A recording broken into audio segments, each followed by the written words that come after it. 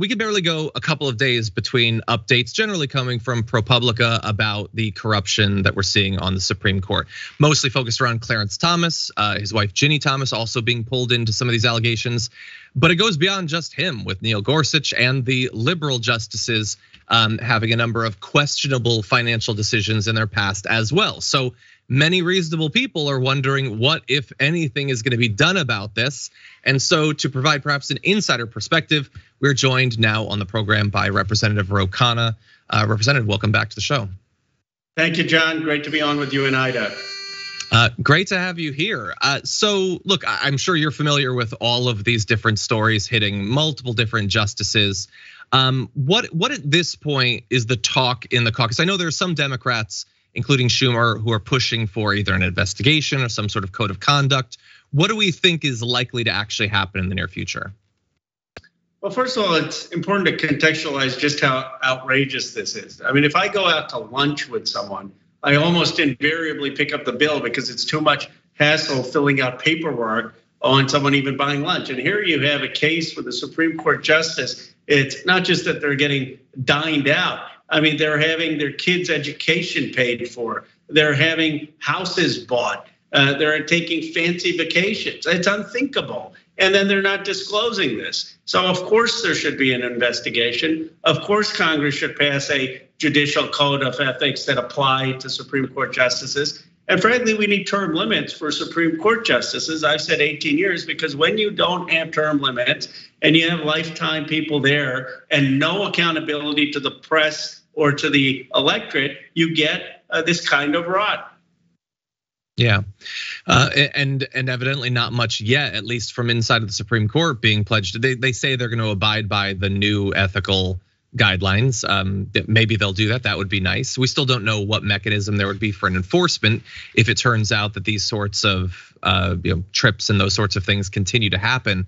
But what specifically do we think? Like, is the Senate going to conduct a deep investigation of this? Not just Clarence Thomas, but the others that have been alleged to have got involved in this sort of thing. Is there any appetite on the right?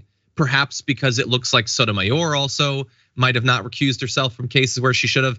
Is that a possible inroad for Republicans to take this seriously now that it incorporates the libs as well? I don't think the Republicans are going to take this seriously because they've gotten the Supreme Court they want. They don't care about the corruption optics or ethics. They're happy the court is striking down voting rights, taking away women's reproductive rights, taking away rights from workers, and the court is serving their interests. So I think they just say, let's freeze this. It's working perfectly well. The challenge is I don't want to get into Senator Feinstein and not being present, but it's one of the challenges why you need her vote to be able to subpoena, to be able to have the Judiciary Committee move forward on an investigation. And why I've called for her to step down and have a caretaker, but we need to have this investigation, and it's going to have to take Democratic votes and Democratic subpoenas. And I'm glad that you brought that up because obviously we're primarily focused on the Supreme Court right now, but the future of the judiciary is either going to be written right now by Biden or it's not, based on how able they are to get judges through. Has there been any movement on that? Any acknowledgement? Any pressure from either national Democrats or Gavin Newsom or anything to try to get her to see reason, or is that pretty much a lost cause at this point? Well, look, the New York Times weighing in, calling on her basically to step down was a big thing because a lot of the traditional leadership reads and takes seriously the New York Times. But I think they keep punting the football, hoping this will go away. It's not going to go away. Ever since I called on her to step down, there's a lot of scrutiny, and she's been missing votes. And she said she'd be back this week. So far, no sign of her being back. So I think the calls are going to escalate. You're having Representative Ocasio-Cortez has called on her to step down. You've had Jamal Bowman and others, and I think that's just going to get more and more acute every day that goes by.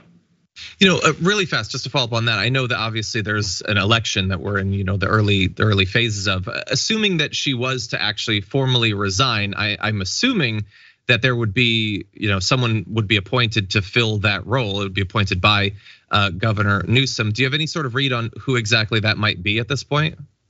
Well, he has said it should be a black woman. It will be a black woman, and I hope he'll keep that pledge.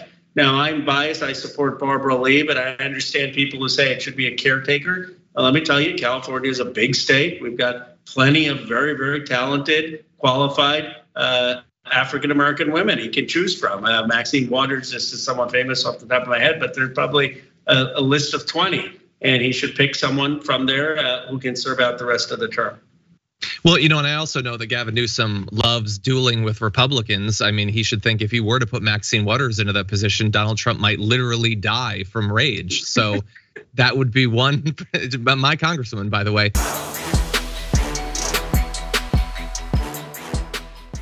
Check out the Damage Report podcast each day, wherever you get your podcasts, whether Pocket Casts or Stitcher or iTunes.